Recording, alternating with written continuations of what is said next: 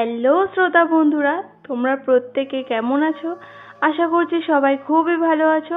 তোমাদের কাছে আজকে আমার একটা মোস্ট আবদার বলতে পারো, যেটা হলো তোমরা অনেকেই আছো যারা আমাদের ভিডিওকে খুব ভালোবাসা দিচ্ছ, ভালোবেসে দেখছো, কিন্তু অনেকেই আছো যারা আমাদের চ্যানেলটিকে সাবস্ক্রাইব করছো না। প্লিজ তোমাদের কাছে আমার একটাই আবদার, চ্যানেলটিকে প্লিজ সাবস্ক্রাইব করে যেও, কেননা তোমাদের একটা সাবস্ক্রাইব আমাদের চ্যানেলের জন্য অনেক বড় কিছু। চলো আজকের স্টোরি এখানে স্টার্ট করা যাক।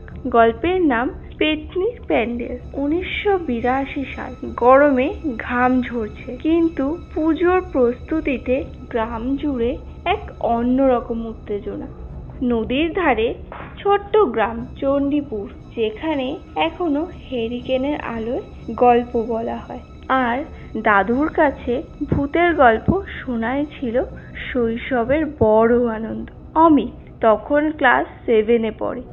শহর থেকে তার পরিবার এসেছিল পুজোর ছুটিতে গ্রামের বাড়ি। পুজোর আয়োজন চলছিল পুরনো বটগাছটার নিচে, যেখানে অনেক আগে একটা দুর্ঘটনায় একটা মেয়ে মারা গেছিল।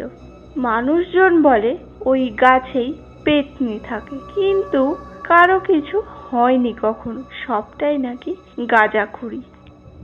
সপ্তমীর দিন সন্ধেবেলা ঠাকুর দেখতে বেরিয়েছে অমিত আর তার দুই বন্ধু, বাবু আর সুশান্ত। তারা হঠাৎ একটা পুরনো ধ্বংসপ্রাপ্ত মন্দিরে পাশ দিয়ে যাচ্ছিল, যেখানে একটা ঝাঁকড়া প্যান্ডেল দেখে কৌতূহল হলো। প্যান্ডেলটা অদ্ভুত, চুপচাপ, লোকজন নেই, অথচ ধুনোর গন্ধ আসছে। আলো জ্বলছে, ঢাক বাজছে, কিন্তু ঢাকিও নেই। তিনজন ঢুকে পড়ল ভিতরে। ভেতরে ঢুকতেই তারা দেখে মাটির প্রতিমা নয়, একটা কালো পাথরের দেবী দাঁড়িয়ে আছেন, চোখ দুটি খোলা, আর তার নিচে বসে এক মহিলা ধুনো দিচ্ছে। হঠাৎ তিনি ঘাড় ঘুরিয়ে তিনজনের দিকে তাকালেন, চোখগুলো আগুনের মতো লাল। তিনি চেঁচিয়ে উঠলেন, আমার পুজো বন্ধ হবে না।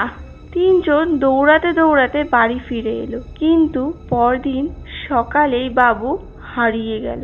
গ্রামের লোকজন বলল সে রাতে তাকে দেখা গিয়েছিল প্যান্ডেলের দিকে হেঁটে যেতে।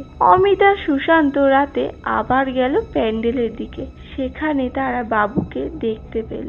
সে ধুনো দিচ্ছে, চোখ দুটো ফাঁকা, যেন আত্মা নেই। হঠাৎ সেই মহিলা আবার এলো। তিনি বললেন, এই প্যান্ডেল পুজোর নয়, প্রেতের আহ্বানের। যত বছর পুজো বন্ধ ছিল ততদিন আমি খুঁজেছি, এখন পেট ভরবে। অমিতের দাদু গ্রামের সবচেয়ে বয়স্ক ব্যক্তি, বুঝলেন ঘটনা সিরিয়াস। তিনি বললেন, ওই মেয়েটা, তার মৃত্যু হয়েছিল দুর্গাপূজার সময়। সে পুজো বন্ধ হওয়ার প্রতিশোধ নিচ্ছে। তিনি গ্রামবাসীদের নিয়ে গেলেন প্যান্ডেলের দিকে। কাসর ঘণ্টা বাজিয়ে চণ্ডীপাঠ করে তন্ত্র মন্ত্রে সেই মহিলার আত্মাকে ফেরালেন। ভোরবেলা সব শান্ত, প্যান্ডেল উধাও। বাবু চোখ খুলল, কিছুই মনে নেই। সেই ঘটনার পর থেকে চণ্ডীপুরে আর কখনোই বটগাছের নিচে পুজো হয় না। এখনো কেউ কেউ বলে, অষ্টমীর রাতে প্যান্ডেলের জায়গায় যদি দাঁড়াও, দূর থেকে ঢাকের আওয়াজ শোনা যায়, কিন্তু কেউ ফিরে তাকায় না। হ্যালো এভরিওয়ান, আমাদের চ্যানেলের ফানি এবং হরর স্টোরি সম্পর্কে আরও বিস্তারিত জানতে হলে ডেসক্রিপশানে দেওয়া লিঙ্কটিতে তাড়াতাড়ি করে ফলো করে দাও, এবং ভিডিওটি ভালো লেগে থাকলে অবশ্যই বেশি বেশি করে শেয়ার করে দিও, লাইক করে দিও এবং সাবস্ক্রাইব করে দিও।